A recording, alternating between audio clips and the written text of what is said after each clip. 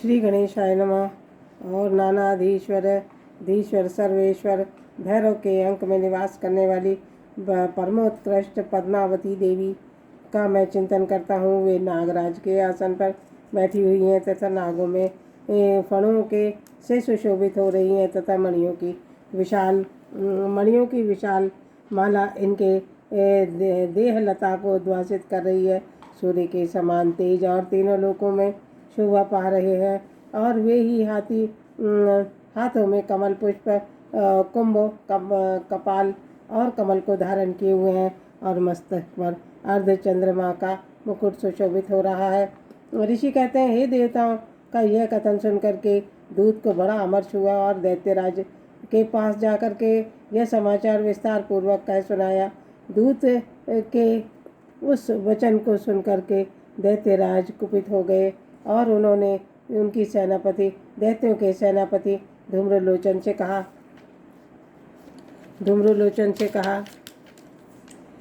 धूम्रलोचन, तुम शीघ्र ही अपनी सेना को लेकर के वहां जाओ। उस दुष्टा को केश पकड़ करके घसीटते हुए ले आओ और बलपूर्वक यहाँ ले आना उसकी रक्षा के लिए। यदि कोई दूसरा खड़ा हो, देवता, यक्ष अथवा गंधर्व क्यों न हो, उसे अवश्य मार डालना। ऋषि कहते हैं, शुंभ इस प्रकार के आज्ञा देने के बाद धूम्रलोचन 60,000 असुरों के साथ लेकर के वहाँ से तुरंत ही चल दिया। वहाँ पहुंचकर उसने हिमालय पर रहने वाली देवी को देखकर ललकारा, अरे तू शुंभ निशुंभ के पास चल। यदि इस समय प्रसन्नता पूर्वक मेरे स्वामी के समीप नहीं गई तो बलपूर्वक झोंटा पकड़ करके घसीटते हुए तुझे ले चलूँगा। देवी बोली, तुम दैत्यों के राजा ने तुम्हें भेजा है।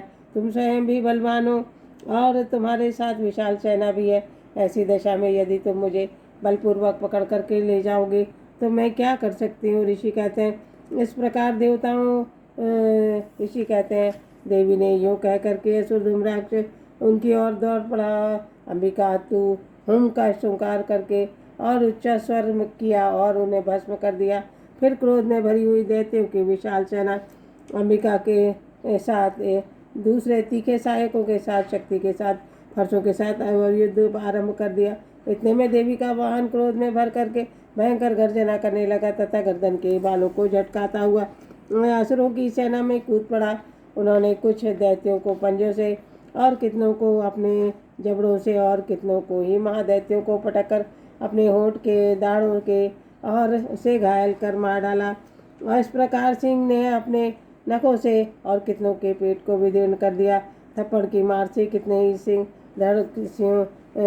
ही के सिर धड़ से अलग कर दिए और कितने ही भुजाएं और मस्तक को काट दिया। फिर तो अपने वह गर्दन की बालों को जो हिलाते हुए दूसरे दैत्यों का पेट फाड़ करके उसका रक्त चूस लिया। अत्यंत क्रोध में भरी हुई देवी के वाहन और उस महाबली सिंह ने क्षण भर में असुरों की सेना का संहार कर दिया। शुंभ ने जब यह सुना तो उसे बड़ा सुना कि यह देवी ने धूम्रलोचन असुर को मार डाला है और उसके सिंह की ने सेना का सफाया कर दिया। दैत्यराज को बड़ा क्रोध हुआ, उसके होंठ कांपने लगे और उसने चंडमुंड नामक 2 दैत्यों को आज्ञा दी कि हे चंडमुंड, तुम दोनों जाओ और वहां जाकर के देवी के झोंटे पकड़ करके उन्हें बांध कर शीघ्र ही ले आओ।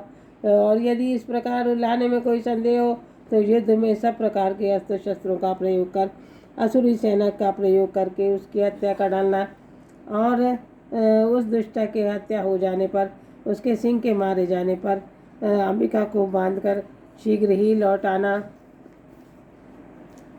अब मातेश्वरी देवी के का ध्यान करते हुए रत्न के सिंहासन पर बैठी हुई हैं और मधुर तोते के शब्द को सुन रही हैं। उनके शरीर का वर्ण श्याम है और वे अपने एक पैर को कमल के ऊपर रखे हुए तथा मस्तक पर अर्ध चंद्रमा को धारण किए हुए, कनार के फूलों की माला को धारण किए हुए, वीणा बजाती हुई उनके अंगों में कसी हुई चोली है और उनकी साड़ी का रंग लाल है और वह शंख पात्र लिए हुए हैं तथा उन्होंने उनके बदन पर मधु का हल्का हल्का प्रभाव दिखाई पड़ रहा है और उनके ललाट पर मेहंदी शोभा पा रही है। ऋषि कहते हैं, तदंतर में शुंभ की आज्ञा पाकर के मुंडे और चतुरंगिनी सेना को लेकर के और बड़ा सुसज्जित अस्त्र शस्त्रों से सुसज्जित होकर और गिरिराज हिमालय के स्वर्णमय ऊंचे हिमालय पर पहुंच गया तथा देवी के सिंह पर बैठी हुई देवी मंद मंद मुस्कुरा रही थी।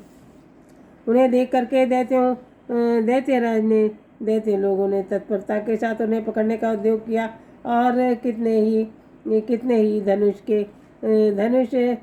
को तान कर खड़े हो गए। फिर तो देवी ने तलवार संभाल ली। कुछ लोग देवी के पास आकर के खड़े हो गए।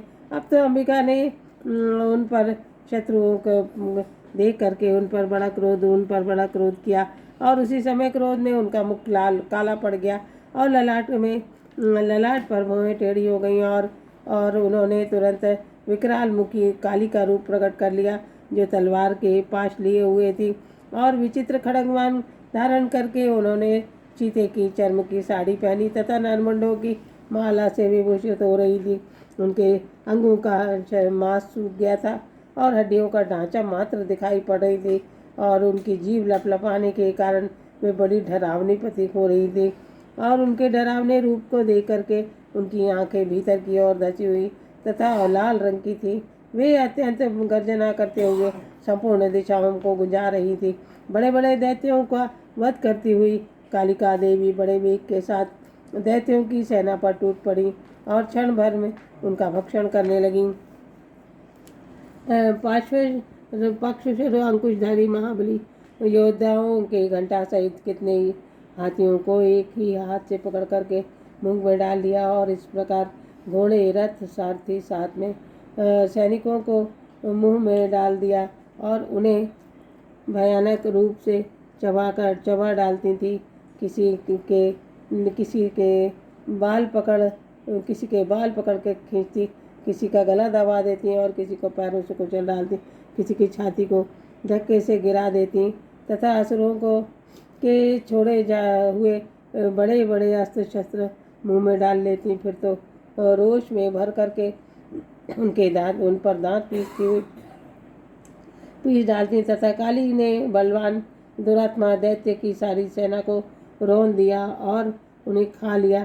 कितनों को ही मार गिराया और कितनों को तलवार से मृत्यु के घाट उतार दिया और खड़गवान के पीटे जाने से कितने ही असुरों के दांतों के अग्रभाग से कुचले जाने से मृत्यु को प्राप्त हो गए। इस प्रकार देवी ने असुरों की सेना का क्षण भर में संहार कर दिया और चंड उस समय भयानक काली देवी की तरफ दौड़ा और उसने महादैत्य मुंड ने अत्यंत भयंकर बाणों के साथ वर्षा से हजारों बाण चलाए और चक्रों से भयानक नेत्रों वाली देवी को आच्छादित कर दिया। फिर तो अनेक ऐसा जान पड़े थे चक्रों के कारण अरे बड़े बड़े बादल भूमंडल पर छा गए हों। भयंकर गर्जना करते हुए काली ने अत्यंत रोष में भर करके विकट अट्टहास किया। उस समय उनके विकराल बदन के भीतर से कठिनता से देखी जा सकने वाली दांतों की प्रभा अत्यंत उज्ज्वल दिखाई दे रही थी। देवी ने बड़ी तलवार हाथ में लेकर के हंग का उच्चारण कर चंड पर वार किया और उसे केश पकड़ करके उसके तलवार से उसका मस्तक को काट दिया। चंड के मारे जाने पर मुंडे भी देवी की ओर दौड़ा। तब देवी ने रोष में भर करके उसे तलवार से घायल कर दिया और पृथ्वी पर सुला दिया। पराक्रमी चंड और मुंड के मारे जाने पर बची हुई सेना भय से व्याकुल हो गई और चारों ओर भाग गई। तदंतर में काली देवी चंड और मुंड के मस्तक को लेकर के चंडिका के पास जाकर के प्रचंड अट्टहास करते हुए बोली, देवी, मैंने चंड और मुंड नामक 2 असुरों का संहार कर तुम्हें उन्हें भेंट कर दिया है। अब युद्ध के अग्रभाग में तुम ही शुंभ और निशुंभ का वध करना। ऋषि कहते हैं इस प्रकार वहां लाए हुए चंड मुंड नामक महादैत्यों को देखकर कल्याणी चंडिका देवी काली से मधुर वाणी में कहा, देवी, तुम चंड मुंड को मेरे पास लेकर आई हो, इसलिए तुम्हारा नाम चंडिका देवी के नाम से विख्यात हो जाएगा। दुर्गा, लक्ष्मी, सरस्वती, काली, महाकाली, भद्रकाली माताए नमः।